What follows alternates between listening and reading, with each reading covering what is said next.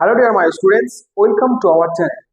আজকে আমরা মাধ্যমিকের একটা গুরুত্বপূর্ণ টপিক নিয়ে আলোচনা করব, যেটা আমরা মাধ্যমিকে অধিকাংশ ছেলেমেয়েরাই এই জিনিসটা ভুল করে আছে। কোনটা? সেই right form of verb. Tense, গত টেন্সের যে ভার্বটা, টেন্সের যে গুরুত্বপূর্ণ নিয়মটা, সেটা আমরা অনেকেই ভুল করে আছি, অনেকেই ঠিকঠাক বুঝতে পারি না। তাই ভার্বটা সঠিক জায়গায় আমরা বসাতে পারি না। আজকে আমরা সেটারই একটা অংশ, একটা রুলস আমরা আজকে দেখব। চলো, ফার্স্ট হচ্ছে, দেখো যে অ্যাজ ইফ বা অ্যাজ দো কথার অর্থ কি? অ্যাজ ইফ বা অ্যাজ দো কথার অর্থ হচ্ছে যেন। ফার্স্ট নিয়মটা হচ্ছে বর্তমান বা সাধারণ অবস্থা। যদি বর্তমান মানে বর্তমান বা সাধারণ কোনো অবস্থা বোঝায়, সেই ক্ষেত্রে আমি কি করবো? যদি কথাটি সত্য হওয়ার সম্ভাবনা থাকে, কোনো একটা কথা যেটা সত্য হওয়ার সম্ভাবনা আছে, বা বর্তমানের কোনো সাধারণ কাজ বোঝায়, তাহলে একটা কথা যেটা সত্য হওয়ার সম্ভাবনা আছে বা বর্তমানে কোনো কাজ এর কথা বোঝাচ্ছে, তবে প্রেজেন্ট ইনডিফিনাইট এবং পাস্ট ইনডিফিনাইট এর সংমিশ্রণ হয়। তাহলে একটা প্রেজেন্ট ইনডিফিনাইট এবং একটা পাস্ট ইনডিফিনাইট এর সংমিশ্রণ হবে যদি কোনো একটা কাজ সত্য হওয়ার সম্ভাবনা থাকে এবং বর্তমান কোনো অবস্থা বা বর্তমান কোনো কাজ বোঝায়। সেই ক্ষেত্রে আমরা জানবো যে একটা প্রেজেন্ট ইনডিফিনাইট এবং একটা পাস্ট ইনডিফিনাইট এর সংমিশ্রণ হবে। প্রথম নিয়মটা কি? প্রথম নিয়মটা হচ্ছে প্রেজেন্ট ইনডিফিনাইট যদি প্রথম ভার্বটা প্রেজেন্ট ইনডিফিনাইট হয়, তবে কি করব? মিডিলে যে অ্যাজ ইফ বা অ্যাজ দো থাকবে, এর পরে সেটা পাস্ট ইনডিফিনাইট হবে। ভালো করে ক্লিয়ার করে বুঝো। তাহলে as if R as though, এটার আগেরটা প্রেজেন্ট ইনডিফিনাইট যদি হয়, তাহলে পরেরটা হবে কি? Past indefinite. তাহলে এক্সাম্পল দেখলে বুঝতে পারবো। হি টক্স, প্রেজেন্ট ইনডিফিনাইট, ভার্বের সঙ্গে S by S third person singular number থাকলে কি হয় জানি? থার্ড পারসন সিঙ্গুলার নাম্বার থাকলে ভার্বের সঙ্গে এস বা ইএস যোগ হয়। তাহলে he talks as if he knew. Knew কেন হলো? কারণ অ্যাজ ইফ থাকলে তার আগেরটা যদি প্রেজেন্ট টেন্স হয়, পরেরটা হয়ে যাবে কি? Past tense. নিউ এভরিথিং কথার অর্থ কি? যে সে এমন ভাবে কথা বলে যেন সে সব জানে, এভরিথিং সমস্ত কিছু নিউ জানে। দুই নম্বর, she behaves. Behaves third person singular number জন্য ভার্বের সঙ্গে এস বাই এস হলো। অ্যাজ দো বলেছেন কি? অ্যাজ ইফ বা অ্যাজ দো যদি থাকে, তার আগেরটা যদি প্রেজেন্ট টেন্স হয়, তাহলে পরেরটা হবে কি? Past tense. She owned the house. এই যে ওন আছে, এই ওনের সেকেন্ড ফর্ম হচ্ছে কি? ওনড। তাহলে অবশ্যই বুঝতে পারলে, যদি কোনো একটা সত্য ঘটনা বা সাধারণ বোঝায় বা বর্তমানে হচ্ছে বোঝায়, তাহলে সেই ক্ষেত্রে পাস্ট ইনডিফিনাইট আর প্রেজেন্ট ইনডিফিনাইট এর সংমিশ্রণ হবে। প্রথমটা প্রেজেন্ট ইনডিফিনাইট যদি হয়, পরেরটা অবশ্যই পাস্ট ইনডিফিনাইট হবে। দুই নম্বর নিয়মটা দেখবো আমরা, যে অবাস্তব কল্পনা বা অসম্ভব ইচ্ছা। যখন কোনো কিছু এমন ভাবে বলা হয় যা আসলে সত্য নয়, অবাস্তব। কোনো একটা কথা এমন ভাবে বলা হচ্ছে যেটা সত্য নয়, অবাস্তব, তখন বি ভার্ব হিসেবে সবসময় ওয়্যার ব্যবহৃত হয়, সাবজেক্ট যাই হোক না কেন। তাহলে সাবজেক্ট সিঙ্গুলার হোক বা প্লুরাল হোক, যাই হোক না কেন, এখানে কি ব্যবহার হবে? ওয়্যার ব্যবহার হবে। আমরা জানি সাধারণত সিঙ্গুলার সাবজেক্ট যদি হয় তাহলে ওয়াজ বসে, আর প্লুরাল সাবজেক্ট যদি হয় তাহলে ওয়্যার বসে।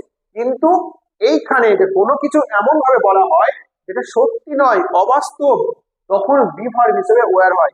সাবজেক্ট সিঙ্গুলার হোক, প্লুরাল হোক, যাই হোক না কেন, অ্যাজ ইফ, অ্যাজ দো, এর পরে সাবজেক্ট সিঙ্গুলার বা প্লুরাল যাই হোক না কেন, তারপরে সবসময় ওয়্যার বসে। তাহলে কি দেখবো? রুলসটা দেখবো, যে প্রেজেন্ট ইনডিফিনাইট, প্রথমে একটা প্রেজেন্ট ইনডিফিনাইট থাকবে, তারপরে কি থাকবে? অ্যাজ ইফ বা অ্যাজ দো।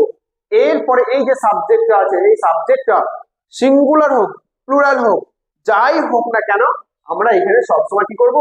ওয়্যার বসাবো। ঠিক আছে? তাহলে অ্যাজ দো আর অ্যাজ ইফ এর আগে যদি প্রেজেন্ট ইনডিফিনাইট টেন্স হয়, তারপরে যে সাবজেক্টটা থাকবে, সেই সাবজেক্টের পরে সবসময় ওয়্যার বসাবো। আবারও বলছি, সাবজেক্টটা সিঙ্গুলার বা প্লুরাল যাই হোক না কেন, তারপরে সবসময় ওয়্যার বসাবো। তারপরে যদি কিছু কমপ্লিমেন্ট বা এক্সটেনশন থাকে তাহলে সেটা বসাবো। Example, he speaks, present indefinite tense, as if he dash a king. ঠিক আছে? আমরা কি বলেছি?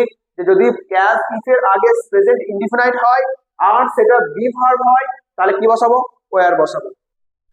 2 নম্বর, the man acts as though he were drum.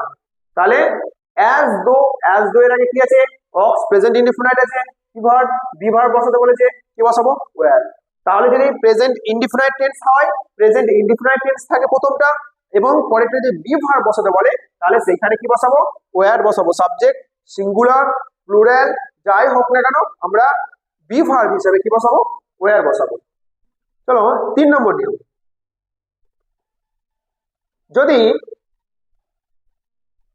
অতীতের ঘটনা বোঝায়, অতীতের ঘটনার ক্ষেত্রে পাস্ট সিচুয়েশন যদি বোঝায় সেই ক্ষেত্রে আমরা কি করবো, বলছি যদি অ্যাজ ইফ বা অ্যাজ দো, অ্যাজ ইফ বা অ্যাজ দো এর আগের অংশ যদি পাস্ট টেন্স হয়, আমরা একটু আগে দেখে এলাম যে যদি আগের অংশ প্রেজেন্ট টেন্স হয় প্রথম নিয়ে আমরা কি দেখেছিলাম, যেটা সত্য হবে বা বর্তমান বোঝাবে, যদি আগের অংশটা প্রেজেন্ট হয় পরের অংশটা কি করবো, পাস্ট করবো।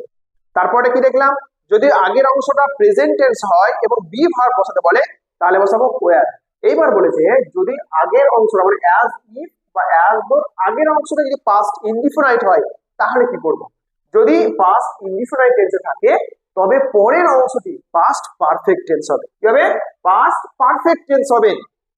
স্ট্রাকচারটা কি, past indefinite plus as if বা অ্যাজ দো, অ্যাজ ইফ বা অ্যাজ দো যাই থাকুক না কেন এর আগে যদি পাস্ট ইনডিফিনাইট থাকে তাহলে পরেরটা পাস্ট পারফেক্ট টেন্স হবে। আর পাস্ট পারফেক্ট টেন্সের স্ট্রাকচার তো আমরা জানি সবাই, পাস্ট পারফেক্ট টেন্সের স্ট্রাকচার হ্যাড যুক্ত ভি3, সাবজেক্ট প্লাস হ্যাড যুক্ত ভি3। এক্সাম্পল, হি টকড ভার্বের সেকেন্ড ফর্ম, এটা ভার্বের সেকেন্ড ফর্ম টকড, এই টকড ভার্বের থার্ড ফর্ম, কিন্তু এটা সেকেন্ড ফর্ম কি করে বুঝবো, সাবজেক্টের পরে কোনো অক্সিলারি ভার্ব নেই, যদি সাবজেক্টের পরে অক্সিলারি ভার্ব না থাকে তাহলে সেটা সবসময় ভার্বের সেকেন্ড ফর্ম। তাহলে he talked as if he had known everything, had known কেন হলো, কারণ বলেছিলাম যে প্রথমটা যদি পাস্ট ইনডিফিনাইট হয় পরেরটা হবে কি পাস্ট পারফেক্ট টেন্স। তাহলে he talked as if he had known, know এর থার্ড ফর্ম হচ্ছে কি নোন এভরিথিং। 2 নম্বরটা, হি ফেলটা কি past form, as though she had seen কেন হলো, সি এর থার্ড ফর্ম হচ্ছে সিন, তাই হ্যাড এর পর সিন বসলো, আর এখানে পাস্ট ফর্ম আছে তার জন্য হ্যাড এর পর সিন বসলো। হিম বিফোর, তাহলে she felt as though she had seen him before.